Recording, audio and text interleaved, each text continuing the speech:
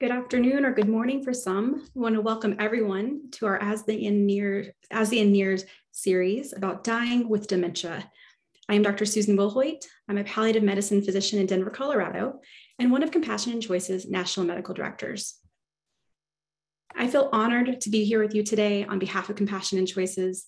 We are actually the nation's oldest, largest, and most active nonprofit, working to improve care, expand options, and empower all of you, all of us, to chart our own end-of-life journeys.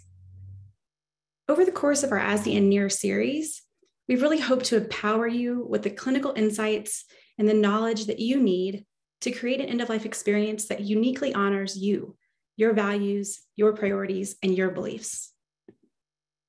I want to offer just some reminders before we get going today that today's talk will actually be recorded.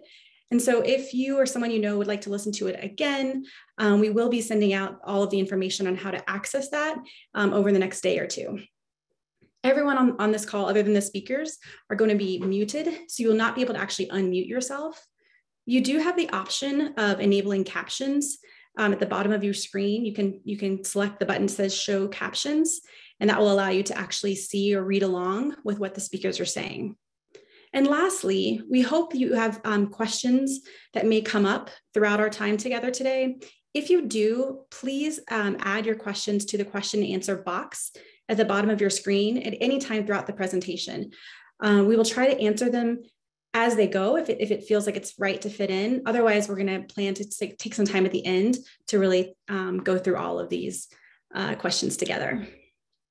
I want to introduce Dr. Natalie Young. She's our speaker today. She's a geriatrician and a palliative medicine specialist at University of California in San Francisco.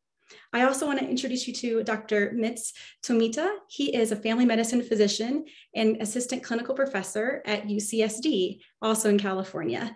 Thank you both for your time today and for being with us. All right. Thanks so much for having me. I'm really, really excited to be here, and I'm eager to have this conversation and also to answer any and all questions to the best of my ability. I can share a little bit about myself. As Dr. Wilhoit shared, I am a geriatrics as well as a palliative care physician here in San Francisco. I previously worked in home-based primary care, doing home visits for older adults here in San Francisco who were having difficulty leaving the home to access primary care and other medical care. In the last year, I have transitioned to doing primarily outpatient palliative care consults. So seeing patients predominantly with cancer diagnoses, though I do have a practice specifically for patients with dementia and providing palliative care support for patients and families. And so I'm really passionate about this particular diagnosis and providing education and support. Thank you, Dr. Young. So as Dr. Young said, our conversation today is going to focus on end-stage dementia. And unlike the other terminal illnesses that we've talked about in this series, dementia doesn't necessarily follow a specific trajectory, maybe in the way that cancer or heart failure, kidney disease, or ALS do when someone's in the final stages of those diseases. So with this in mind, I think it's important that we just name that every person's story with dementia is uniquely their own. And so what we're going to try to do today is offer you some of the more common experiences that people face and ideally provide some guidance around something that you or your loved ones can anticipate if you or your loved one lives with dementia. And really, in order to kind of organize our time together, we're going to divide the conversation into three parts. First, we're just going to describe what we mean when we say end-stage dementia and explore what medical complications people often experience in this final stage. We also want to hear about the treatment options that maybe these complications may offer, and also how people can understand how to use their own personal values and priorities to really guide the decisions they're making about their care. Next, I think we're going to try to talk about what dying really looks like when someone has dementia. And just like every person's life with dementia is uniquely theirs, dying with or dying from dementia can also vary from individual to individual. We're also going to, again, focus on the common experiences that someone with dementia may face at the end of life. And lastly, today, we hope to use our time to really help you understand what are those specific decisions that you need to maybe consider now that will help better guide your future care. And specifically, which documents that you can complete and share with your loved ones and with your medical team to make sure that your voice is reflecting your values. So if there is ever a time where you're not able to express them for yourself, you'll still be able to advocate for the care that you want. So Dr. Young, could we just jump right in and talk about what the stages of dementia are, and specifically what we mean when we say end stage? Absolutely. And again, I want to echo what you shared with, there is so many different diseases actually encompassed when we say dementia, and different dementia types, and a large spectrum of what people can experience. So again, I think we're talking in very general terms, and I want to highlight that everyone's individual experience can be quite unique and maybe different. That said, we often think about dementia as kind of early, middle, and kind of end stage dementia.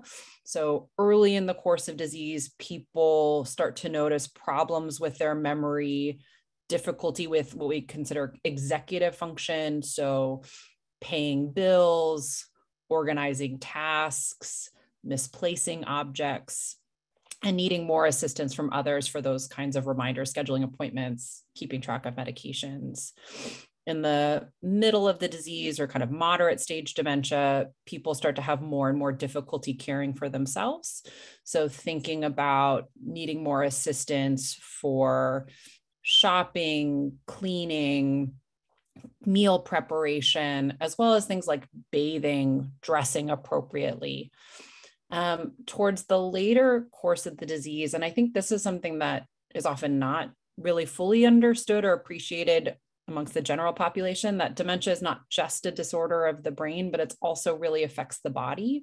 So towards later stages of the disease, or end stage dementia, people often are much more frail, no longer, their body is weakened. And so they are needing to really more assistance for getting out of bed, or spending the majority of their day in bed, needing help with feeding, having incontinence. So needing assistance with toileting, not able to control their bladder or bowel.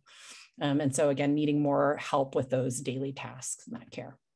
And then finally, I'm sorry, I should say that at the end stage, people are no longer able to really verbalize or communicate. And so often it's using nonverbal signs of how someone is doing and responding to them. Yeah, thank you for that explanation. And going back to this idea of the truly end stages of the disease process, would you talk us through some of the symptoms that someone may experience who's living in stage disease? Again, it's so variable. Sometimes people experience pain related to that immobility, not being able to move as much. Sometimes people can develop contractures of their body, and so then needing to respond to pain. Sometimes, again, communication, people are no longer able to verbalize or communicate. And so sometimes that can be frustrating for individuals, and sometimes we can see some agitation or other what we call neuropsychiatric behaviors. And the other thing is constipation can be a bigger challenge, because people are not eating or drinking as much and not moving as much, so it's harder for them to have a bowel movement. Yeah, the abdominal discomfort that can arise as a result. I really appreciated too earlier when you said that dementia is not just a disease of the brain or of someone's memory, but actually the body itself deteriorates, and the everyday functions of our bodies starts to really slow down. And with that in mind, would you tell us more about the specific medical or clinical complications that people often experience with end-stage dementia? Absolutely. And so one of the main ones is an impaired swallow. So again, just kind of as a weakness of the whole body, there are so many complex muscles and nerves and responses that happen in order to coordinate a swallow. And so that becomes more impaired with time, and that can affect both nutrition, so ability to kind of maintain adequate intake for both fluids as well as nutrition, and can lead to complications related to food going into the lungs and not going into the right place. And so people developing what we call an aspiration pneumonia. So that's one of the big things that comes up with patients with dementia, especially in the later stages. So it sounds like with the impaired swallow function, it kind of impacts so much of the person's body that they're not able to get the same nutrition that they would otherwise be getting. So maybe they're becoming weaker. And you mentioned before frailty. I imagine that not having enough nutrition or hydration certainly is going to impact someone's overall functional abilities. And then particularly, you mentioned the aspiration pneumonia, that lung infection where people, the food or saliva, even liquid, anything just goes down the wrong pipe and then becomes infected in the lungs. And certainly we understand, I think that is oftentimes a leading cause of death for folks that have dementia. Looking at how to treat the swallow specifically, what options do people have once their body is no longer able to coordinate a safe swallow function? So a couple of different things. One is really careful, what we consider hand feeding. So using a variety of techniques, perhaps working with a speech pathologist to identify, is tucking the chin or certain reminders or certain tools more helpful to prevent that aspiration complication. And then what we consider careful hand feeding. So having someone assist and bring food to the mouth, often using a spoon because small amounts are often easier for someone to swallow and recognize. Sometimes things like a straw is actually too difficult because it goes too quickly into the mouth. And again, kind of responding to that individual's needs. They will often, if they're not able to communicate, they will maybe open their mouth or kind of stick out their tongue or other behaviors that show that they are hungry or interested in food. Again, that careful hand feeding is often the best intervention for individuals with dementia and impaired swallow. I'm going to acknowledge it's a very time-intensive intervention and often requires quite a bit of patience. And so that can be really challenging for families. Sometimes people recommend kind of altering the consistency of food to see if that helps. So it's perhaps pureed food is a little better. Something that's a little softer is easier for someone to chew and swallow. The other piece is sometimes we alter the thickness of liquids because sometimes that if it's too thin, it can sometimes be hard to swallow.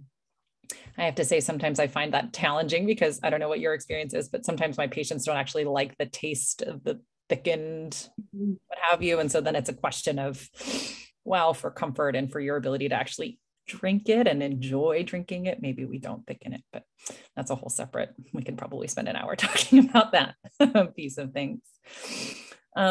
Sometimes there's a question of using a feeding tube and whether or not a feeding tube can be helpful in this situation. So a feeding tube is a tube that's inserted through the abdominal wall, kind of exterior. So there's a small tube in the stomach or from the outside that leads directly to the stomach. And then you connect it to a kind of feeding tube formula and feed the individual without.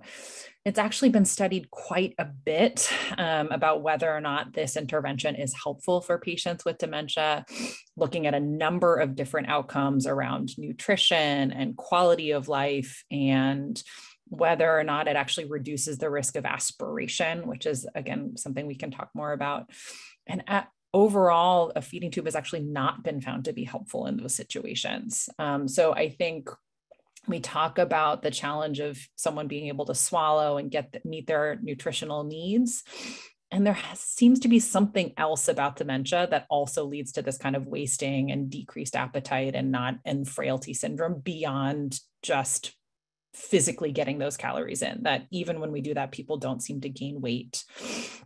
Or even when we do a feeding tube, people don't seem to gain weight.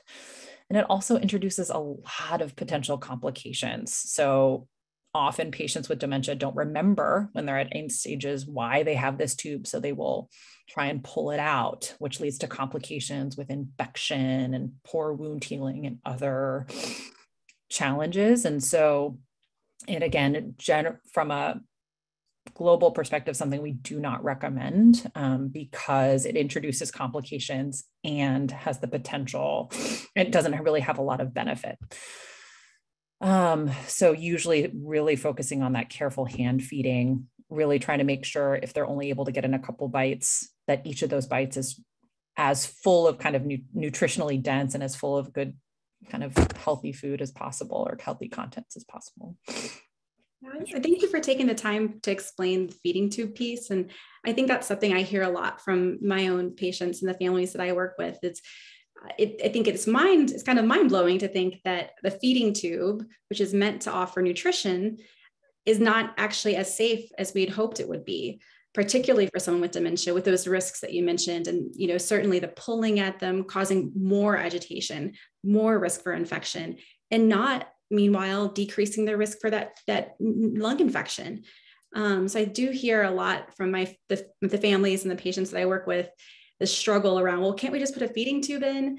And really having to have those really, I hope, thoughtful and meaningful conversations around why we do not recommend feeding tubes for individuals who are living with end-stage dementia. So thanks so much for taking the time to explain that piece, because I think it's something for I imagine for a lot of our listeners, is something that probably comes up not infrequently. Absolutely. And I appreciate it. Again, with my same experience in talking to patients and families is, so much of our culture is around like food and being able to feed someone as a sign of love and respect. And so when that becomes more challenging or difficult, how do you negotiate that? And that the caregiver feels like, gosh, I've failed in some way because I'm not able to provide this really necessary thing, and trying to refocus that this is the natural history of the disease, right? This is one of the really like most common complications that happens with dementia. And it's, again, focusing that this is the disease, not a lack of love and respect by the caregiver. But I appreciate that there is a lot more behind that for many patients and families. Yeah, that's so well said. There's so much, I think, charge and emotion culturally within families about what food means. And I think we use it to celebrate wonderful times, and we use it when we're mourning loss, and food is how we come together. And so knowing that for a lot of people that are living with end-stage dementia, that part of that very natural process, as you just said, is the decline of eating and drinking and the inability to safely eat and drink. And so I think how you say that, reframing it as, this is not this person, and this is not your lack of love or caregiving. This is what we know to be the pathway of end-stage dementia. Mm-hmm. And I think trying to offer, again, I think careful hand feeding is really helpful, and being able to offer, and provide that love and space and support, tastes of food, and how do we bring about that same kind of feeling, right? And keep that person engaged without like that same risk. Mm-hmm. Yeah. And there are ways to do that. Yeah. And working with patients and families, and again, your medical providers to help. Yeah. I think hopefully later on, we can also touch on some options people may have now who are not in the end stage of dementia, but some considerations they may start to think about now to better guide their care around this piece with nutrition and feeding. And so I think we'll get to that later in our time together today. But I was hoping now we could actually move towards that lung infection that you were describing, the aspiration pneumonia. And just for the audience, aspiration typically is the medical term that we think of for choking in a way. But what can happen with aspiration is that it becomes silent. And so you may not ever know that the person next to you is, quote, choking, if you will, because it's all silent. And so that's what we see oftentimes with this end stage of dementia. And Dr. Young, if you could just kind of help break down what aspiration pneumonia is, how it might impact the life of someone living with end stage dementia. Yeah, absolutely. So again, we usually think of choking as this big, violent, like very visible, audible response. And with someone with dementia, it's often actually quite silent, that there's and it's really actually saliva or kind of mucus or other secretions, for lack of a better term, that are going down the throat and into the lungs. And it can cause damage to the lungs without infection. So something called a pneumonitis, inflammation of infection, inflammation or scarring of the lungs, as well as a true infection where someone would have a fever and more difficulty breathing. And often that infection is coming from all the bacteria that is normally kind of in our mouths, around our bodies, that then will go down into the lungs and cause this more robust response. Sometimes we can treat that with antibiotics at home if we identify it early with kind of oral pill antibiotics. Sometimes it does, to be treated, need to consider going to the hospital for things like IV antibiotics, supplemental oxygen to support the individual to kind of clear that infection.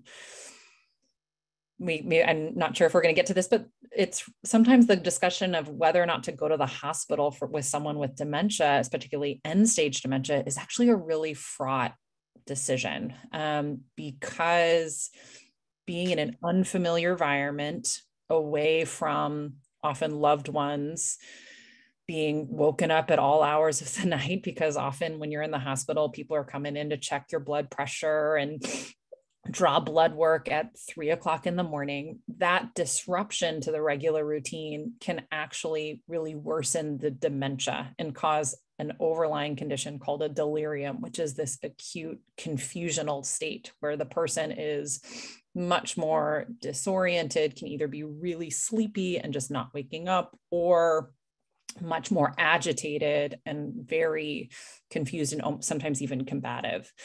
And so the decision to go to the hospital can actually be very fraught because there are these interventions that can only be provided really in the hospital, and the hospital itself is maybe not the best environment for someone with end-stage dementia. And so that how to decide, do we go to the hospital, do we not, is a very individual one for patients and families around what makes the most sense for them, kind of weighing the potential benefit with that, the potential harms and burdens.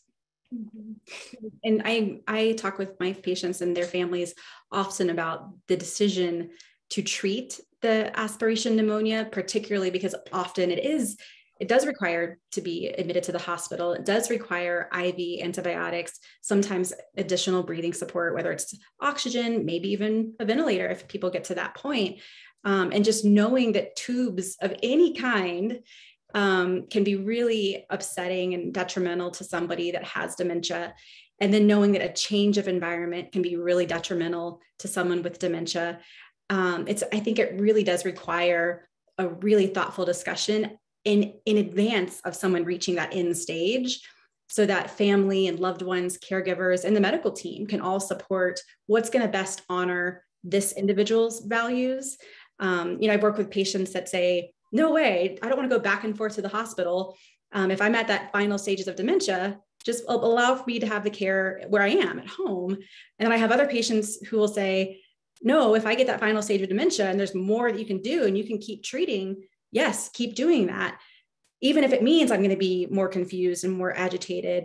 But I agree with you that it's such an individual decision that I think requires a lot of planning and discussion, ideally, not when someone is spiking a fever and can't breathe, but rather when, well advanced of any sort of complications like the ones we're discussing today. Yeah. And I will say, one of the things that I try to introduce with patients and families when we are having these conversations is to provide some reassurance that if the decision is to remain at home, right, if the decision is not to go to the hospital, there are absolutely ways we can support all of you to make sure that you're not experiencing any distress, right? That you're not experiencing that shortness of breath, that their loved one is not experiencing pain, that we treat the fever. We may not be able to treat the infection per se with antibiotics, and we can make sure that that individual is comfortable and supported so that there's no suffering when they're at home. So, again, that it doesn't have to be going to the hospital for antibiotics or suffering at home, right? Like there are many things that we can do to try and support an individual. Exactly. And knowing that people, I think that having hopefully our listeners hear that today, that these are not decisions about to just not treat and then leave someone and abandon someone in a time of great suffering, but rather I think of it as shifting the focus of the care. As you said, we're not necessarily treating an infection, but we are absolutely still treating that individual. We are still treating that person. And so we're focusing rather than on the medical complication of an infection with an antibiotic, we're able to be that much more aggressive with how we care for the symptoms and how we try to support that person in their suffering so that they're not experiencing the shortness of breath, any sort of pain or agitation that we typically associate with a bad infection. So I'm glad that I love hearing how you talk to your patients and their families, because it feels so aligned with how I hope to offer that support to people. Absolutely. Yeah. And kind of along these lines, I think just to be really clear, for our listeners today, if someone were to say, no, I do not want to treat this aspiration pneumonia, even in advance, if they were able to articulate that on their advance directive or any sort of documentation or relay that to their loved ones, what is the outcome likely to be if someone chooses to not treat something like an aspiration pneumonia? So there is some uncertainty, I will acknowledge, as I'm sure you've experienced. For some patients with dementia, an aspiration pneumonia is how they ultimately die, is that the pneumonia kind of overtakes and their body is not able to fight the infection, and then they would die from those complications. I think some people, even without antibiotics, may recover. Their immune system may be able to fight off that infection, and with time, they may kind of feel a little bit better. The fevers would go away. They would no longer experience shortness of breath. So again, even without going to the hospital, you could sometimes just be at home and kind of get a little bit better with time and that ongoing support. Yeah. Thank you. I was hoping we could also focus a little bit of time today on the idea of recurrent or any urinary tract infections, knowing that that's also a very common complication people face with end-stage dementia. Yes, absolutely. So recurrent urinary tract infections are really common, and they often present differently for patients with dementia. So usually we think of a urinary tract infection as causing urinary frequency or pain or burning when you pee, fevers, abdominal pain. And with patients with dementia, it often presents much more subtly with, as I'm sure you've experienced, with kind of just changes in their baseline behavior, cognition, level of awareness. So someone will just all of a sudden be more sleepy, not as engaged, not eating as much. And so that can actually be a sign of a urinary tract infection. Again, we will then think about perhaps trying to test for a urinary tract infection, checking their urine specimen to see, thinking about empirically treating with antibiotics, and seeing if those antibiotics help. Again, sometimes people develop if they're recurrent urinary tract infections, they can then develop what we call resistant bacterial infections. And so they become harder and harder to treat. And so our options for being able to treat those infections at home become much more limited. And then it's that same conversation of, well, do we think about going to the hospital to get IV antibiotics? Do we think about continuing to support your loved one here at home with, again, making sure they're not experiencing any suffering, appreciating that we're not able to treat the infection?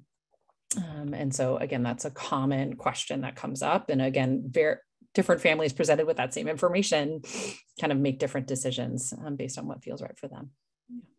And with the idea of not treating, what's likely to happen if someone does not treat a urinary tract infection? Yeah. So similarly with the aspiration pneumonia, that could be how someone dies from their dementia, is the infection kind of weakens their body and they will die from the infection itself. Some people, again, with time, their body may be able to fight off that infection and they're able to kind of recover back to where they were before. So again, there is some uncertainty there, but again, urinary tract infection is a way that someone could die from dementia, and it's a frequent cause. Yeah. Well, thank you for taking the time to go through those medical complications. I think we learned a lot about the impaired swallow function and how that can impact someone, about the aspiration pneumonia, as well as the urinary tract infections. And so kind of shifting over to looking at truly dying with dementia, how likely, or what, I guess I should say specifically, when someone has dementia, they're living with dementia, are they likely to die from dementia itself or from complications? Or what does that look like, dying with dementia? I was thinking a lot about this question, and it's so variable depending on the course of their dementia. Again, as you shared at the beginning, dementia doesn't follow that typical course that we think of with cancer or end-stage kidney disease or ALS. It's often a much longer course of disease, and complications tend to arise more commonly. And so I don't have any exact data around this, but I would say a number of my patients end up dying related to a complication, what I would consider a complication of their dementia. Again, one of these aspiration events or a urinary tract infection, or someone will just die of their dementia and kind of just continue to decline, not eat as much, not get up as much, not be awake, and at some point would die from the dementia itself. Yeah. Would you touch on any common symptoms specifically at the end of life when someone's dying of dementia, and maybe even touch on what do we understand about pain or the potential for pain in someone who's dying from dementia? Yeah. I would say that the most common thing that happens from my experience is that the person is just spending more and more time, sleeping, essentially, eyes closed, not communicating, not waking up to eat, not eating as much if they are showing signs of wanting to eat, but not taking in as many calories, not urinating as much. And that ultimately, again, just kind of remain in bed asleep for the rest of their life. I think pain is a really challenging symptom to address for patients with dementia, because they are no longer able to verbalize and say, I am in pain.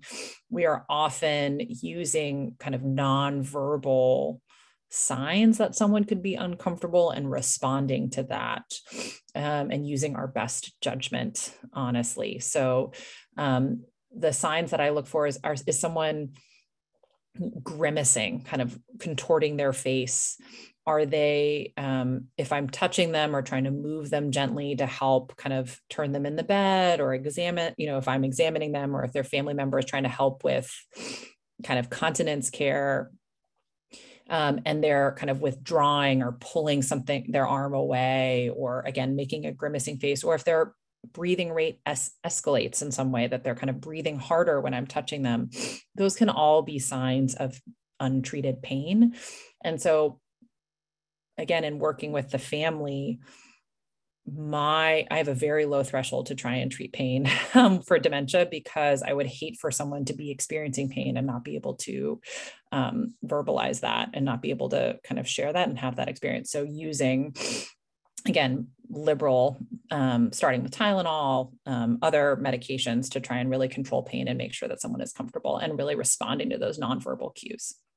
Yeah, thank you for addressing that. I agree that it's something I worry sometimes we don't do a good enough job of addressing, is pain, because like you said, the person's unable to say, oh, my arm hurts or my back hurts, and instead may become more agitated or may have other behavioral changes that are outside of what's normal for them, that aren't responding to other interventions we use for agitation or behavioral changes. And so then when we finally are able to treat the pain and the person then is relaxed and calm, it makes me always wonder, what are we missing and how can we do this better? So for our listeners who are caregivers or loved ones of those living with dementia, I think it's always important.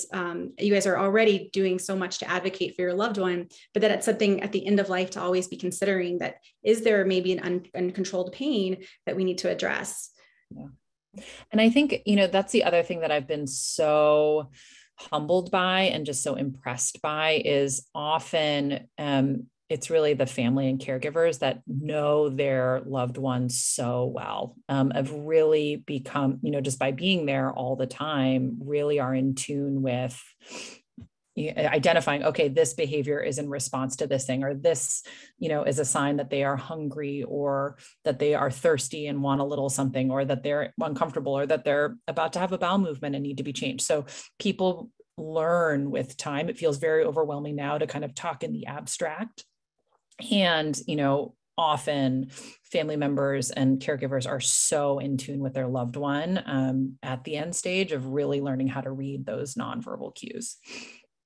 Absolutely. I kind of get chills thinking about some of the cases I've had where it's the loved one in the room who's there at all times and knows this individual so well that things that, despite whatever medical training I may have, is not going to pick up on. And it's really that love and that commitment to that individual that I think allows for us to better care for them.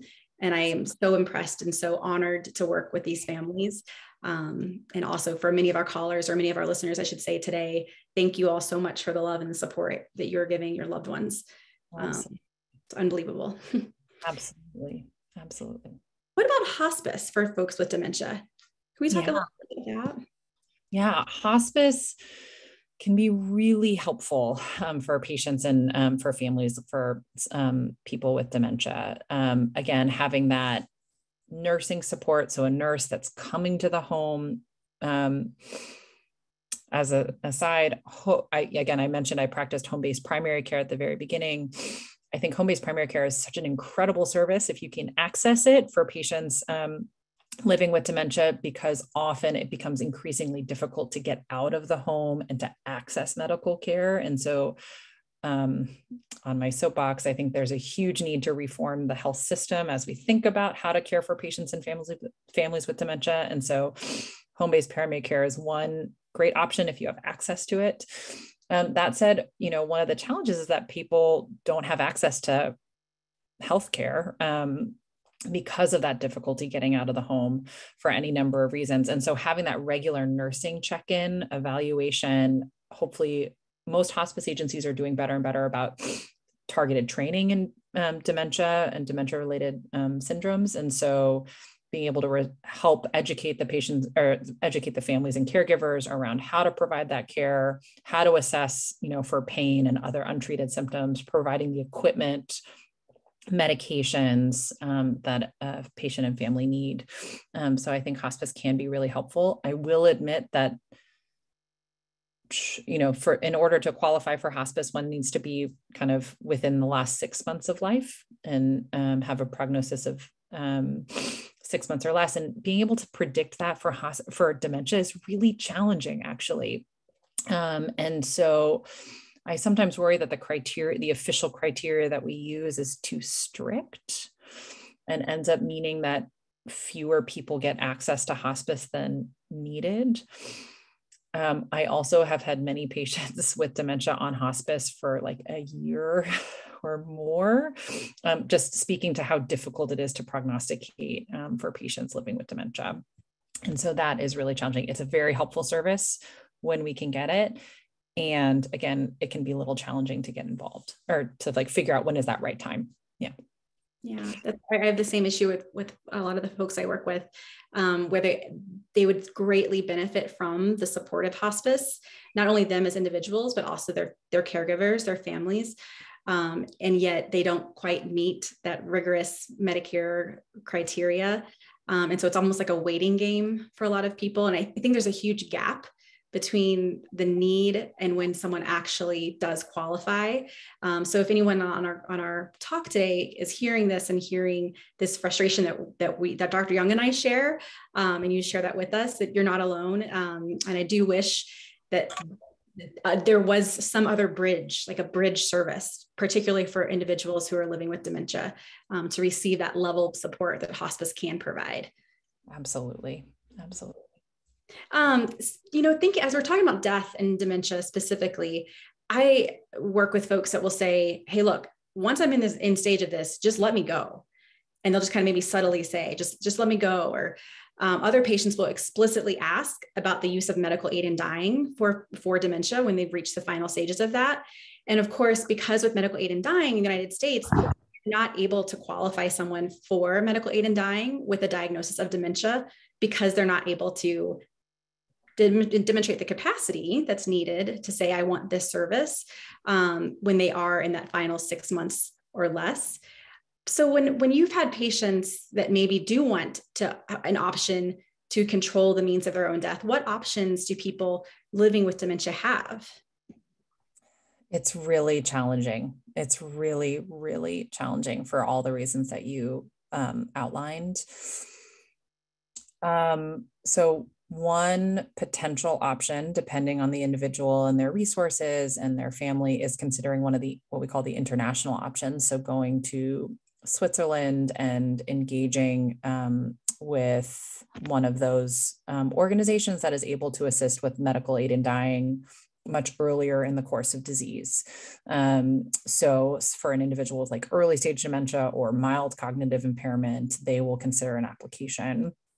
I think what is challenging, just to say, for me and for many of my patients in that that fit that category, is it often requires doing that so much earlier in the course of the disease, like you're in the very early stage, and so how do you think about that? When there's so much uncertainty about how the dementia course could be for that individual, and how much they may or may not be able to adapt to the disease and to their diagnosis.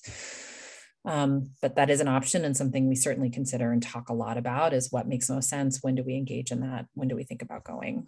There is something, or there is a consideration of voluntarily stopping eating and drinking and supporting an individual through that while they still have some capacity. I will acknowledge that option is really challenging, period, in my experience. Like, no matter the disease course, voluntarily stopping eating or drinking requires a lot of support and commitment from the family, and hopefully getting hospice involved as well.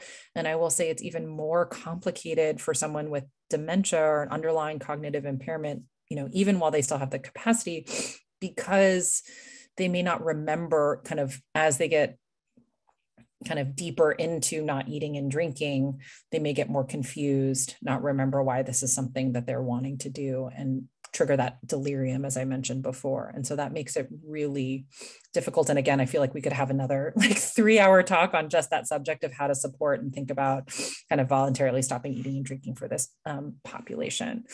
I think, when someone says, just let me go, I think that's where it's really important to be very explicit around some of these complications and how how families should support an individual, of being very clear, like, okay, I wouldn't want to go to the hospital, if there is a question of treating another medical condition, right? Like, a heart attack or, something else, right, that comes up, that's saying, like, I actually really want to focus on my comfort and would just kind of allow me to die of natural causes, whatever that may be, if it's related to dementia or actually not related directly to the dementia. Yeah, that's actually a perfect segue, because I recognize I was just using the word capacity. And I think oftentimes we hear capacity and we hear competence. And oftentimes, generally speaking, people use those terms interchangeably, but they definitely mean very distinct things. So could you just help us understand capacity versus competence, and how that applies to what we're talking about today? Absolutely. So I think in the medical field, we often use the term capacity, which is, is the individual in front of us able to make an individual decision, right? So we ask them a question: do you have the ability to make that decision, weigh risk, benefit, alternative, share your rationale for that decision making? And again, it's really related to like specific individual questions. Do you want antibiotics or not? Do you want surgery or not? As opposed to more global kind of competence, which is a more legal term and is often determined by a judge, of course, with the input of family and medical providers, kind of to say where that individual is. But it's that competence of, am I able to globally make decisions about medical care, finances, legal decisions? And again, it's kind of that's competence is really considered the legal term versus capacity, which is more of how we think about it as physicians and medical providers. Yeah. And I bet both of us have had those families that as soon as their loved one has a diagnosis of dementia, they just assume that the person is no longer able to make any decisions for themselves. I imagine you have had folks that the patient clearly does not have capacity, has more moderate to end-stage disease, and the family may still be deferring to that individual who's not able to demonstrate capacity.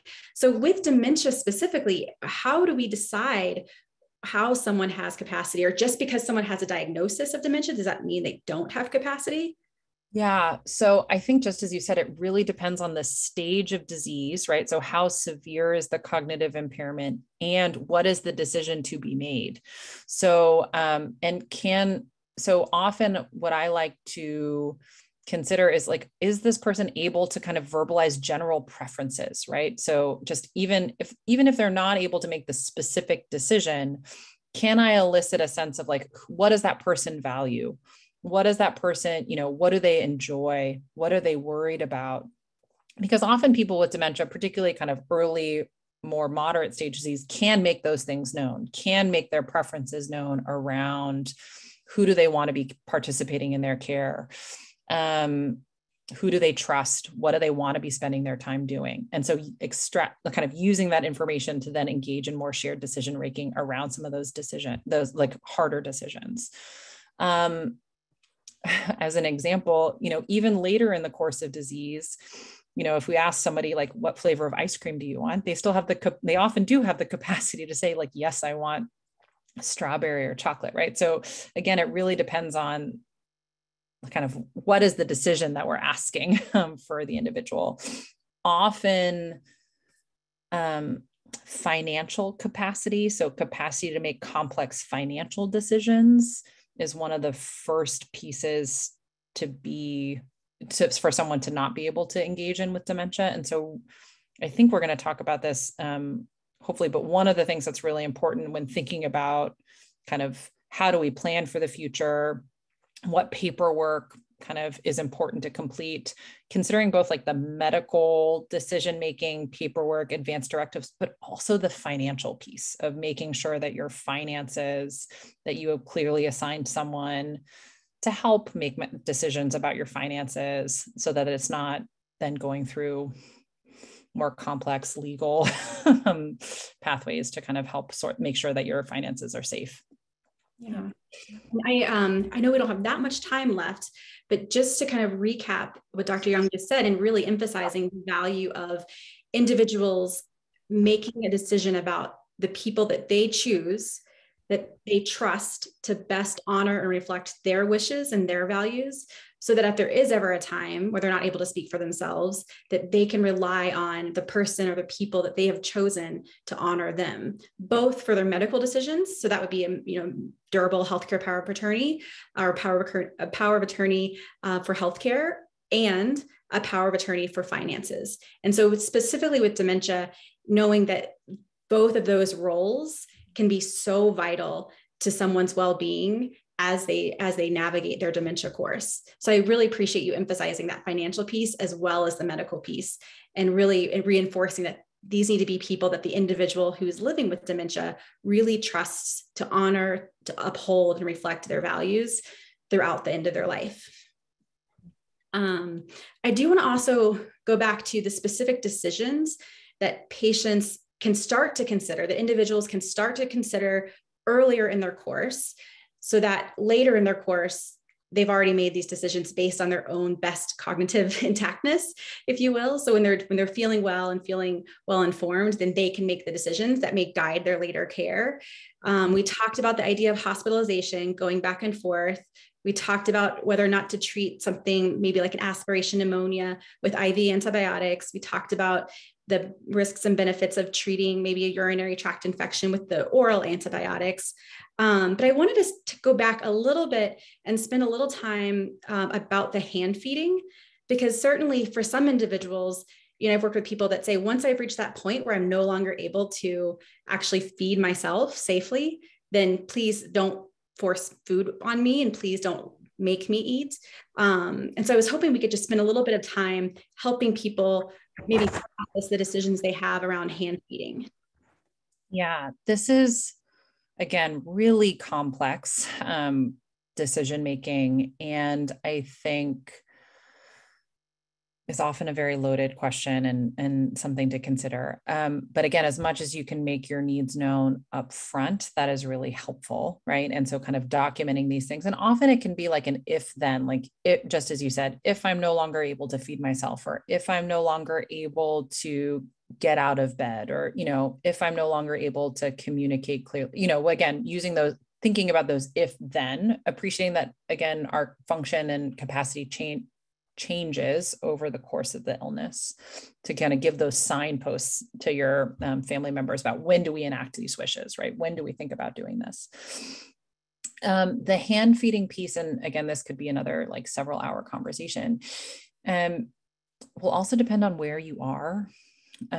So many patients, again, their goal is to be able to remain at home and consider having kind of family as well as other caregivers available to provide that careful hand feeding, and, total care, that some supportive care that someone with dementia needs. And sometimes people end up at a facility, like an assisted living facility, a memory unit, or even a nursing home.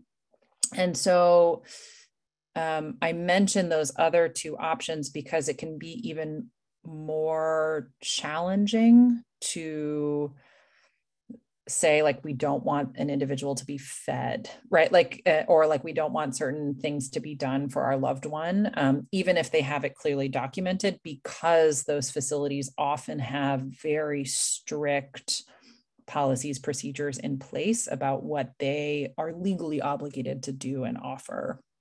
And so again, if that is the specific situation, working very closely with your medical team to help advocate for you and think about what are those, what makes sense for you, what makes sense for, what is the facility able to do, and kind of having that negotiation and understanding. And actually getting hospice involved is often really helpful to be able to be in there to support the staff at those facilities.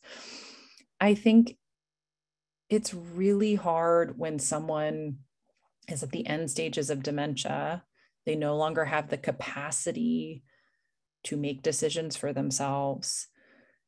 They are expressing signs of hunger or thirst, to deny that of them. Even if that's something that the person said they wanted early in the course. Like, I think that is very, for me, certainly a very ethical gray area, to be perfectly honest, of how do you know if that, like, the person is not able to really engage, they are showing me that that's something that they are wanting. It's hard to then deny that.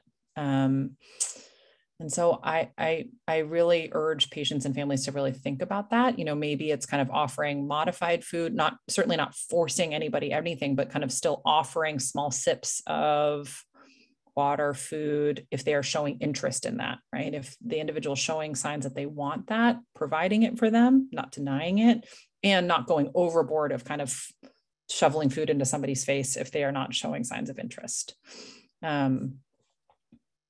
Yeah, sorry. It is so complicated. It's not straightforward. And I think something that's also helpful for me, when I'm talking with the folks I work with, that let's say we do want to pursue feeding, and that this is something that we don't want to withhold food, but what if this person does end up having the food or the liquid go down the wrong pipe and they do get that infection in their lungs? Oftentimes at the final stages, I would encourage people to consider not treating with antibiotics, not returning to the hospital. So I think that there's this accepted risk of saying, yes, if this person's demonstrating an interest in food, please, it's okay if that's aligned with that person's goals. But that doesn't necessarily mean that we have to treat something that could come as a consequence of that. And just for our audience today, we also we'll send out, as I said at the beginning, we're going to send out a whole an email with information and the recording of this talk today. But we're also going to share with you the Compassion Choices Dementia Values and Priorities tool, which can help you kind of process a lot of these conversations and really help you focus where you want to put your energy, where your values are aligned with the care that you could possibly receive at the end of life. And I also want to send out for you all, we have a Compassion Choices provision around dementia care specifically that really helps individuals who are concerned about at some point losing the capacity to speak on their own behalf to really start to document and articulate what those wishes are, so that you're not alone in this process, that we're hoping that these tools can really help support and reinforce how important your voice is throughout the process. And Dr. Young, if it's okay, I know we don't have that much time. I would love to switch over to some questions from our audience today. Absolutely. Dr. Young, there are questions with regards to some of these complications with dementia. Besides having dementia, one of the questions regarding Parkinson's dementia and diabetes and heart failure and Lewy body. Could you comment on some of those combined syndromes and end-stage dementia? Like Parkinson's or... Yeah. So, again, there are so many different dementia syndromes that can have different courses. So, for example, Parkinson's dementia, where you have both cognitive impairment as well as the motor symptoms associated with Parkinsonism, with shuffling gait and tremor and rigidity. So often people with Parkinson's may have more pain that needs to be treated related to some of that rigidity and stiffness. Often have more difficulty with hallucinations and other some of the changes in the brain that can happen based on where the degeneration occurs. And so really targeting their symptom management accordingly at the end of life. Certainly if there's more of like what we call a vascular dementia, so dementia related to lack of oxygen or blood flow to parts of the brain, that can happen with a true stroke, or just kind of chronic, what we call microvascular changes that happen from diabetes and heart disease and hypertension and other things. Again, it's thinking about balancing kind of managing the diabetes and kind of thinking about, careful dietary modifications and managing blood sugars and other things, with also how difficult that can be for someone with dementia who doesn't understand why you're asking to check their blood sugars, or they're craving a certain type of food. And so often when someone's toward the end stage of dementia, even with something like diabetes, and again, this may just be me, I say it's fine to liberalize their diet and let them eat what they want to eat. If they want to eat ice cream, and I have one dear patient who loves dim sum. I'm here in San Francisco, and I said, just let her eat whatever dumplings she wants. She can, if that's what she wants to eat. So again, it's that really often, I think this is a bigger picture thing. One of the things that is challenging with dementia is that often, again, it's a disease of older adults. And so many of those older adults often have a lot of other comorbidities, just as you said, like diabetes, like heart disease, like COPD, like cancer. And so trying to figure out, how do we manage these other conditions with the dementia? And some people may say, if I have dementia and I get a cancer, don't treat my cancer, right? Like, just let me die of either the cancer and kind of manage that symptomatically. And some people say, I would want to give it a try. So again, what's difficult about advanced care planning is, how do you kind of, there can be a lot of what ifs, and there's a lot of hypotheticals to sometimes consider when there are these other conditions that need to be considered. Yeah. Thank you. Again, although there are many more questions, let me pitch it back to Dr. Wilhoit, because I think she wants to say some final closing remarks, or maybe Dr. Young has some final comments. Yeah, I apologize that we didn't get a chance to, I'm looking through these questions really quickly, and there's so many wonderful questions, and I'm sorry that we didn't have the opportunity to answer these and more. So I'd be happy to try and come back and answer them at another point, or have another conversation, but thank you. Pardon me. I do want to thank everyone for your questions. I think it just shows how engaged all of you are, and how challenging this conversation is, or how difficult this topic is. And there are no straightforward answers to any of these questions, but there all incredibly important questions to have been asked and do deserve really thoughtful discussions around them. I want to invite everyone to check out our compassionchoices.org website. Here you can find different tools that can really help you and your loved ones navigate your own end-of-life course. Because really, we want you to have the voice and the power to start making the decisions now that can hopefully try to reflect the care that you get later in your life. You can also follow us on social media, as you see here. We hope you can stay in touch with us. And I just want to also call out our previous webinars that we've done with this As the End Nears series.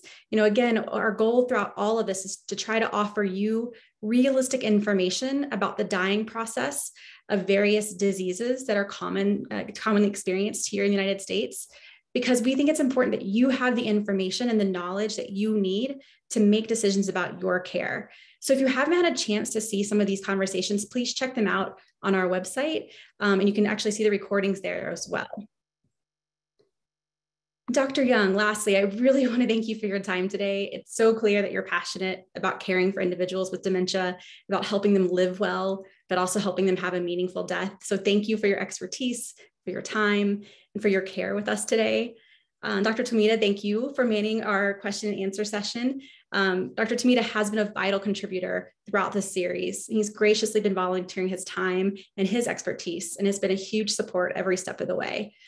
And here at Compassion Choices, we actually have an incredible team of individuals who have worked tirelessly behind the scenes to make this As the End Nears series a success. And I want to thank each of you for your professionalism and for your care. And lastly, but certainly not least, none of this would be possible without the generous support of our donors. We are so grateful to the individuals who fund us, because it's your meaningful contributions that allow us to continue our commitment to end-of-life care. All of your donations of any amount makes a difference. We are so grateful for you. Thank you all so much for your time today. And we'll be sending you out the email in a couple days with some more information and support.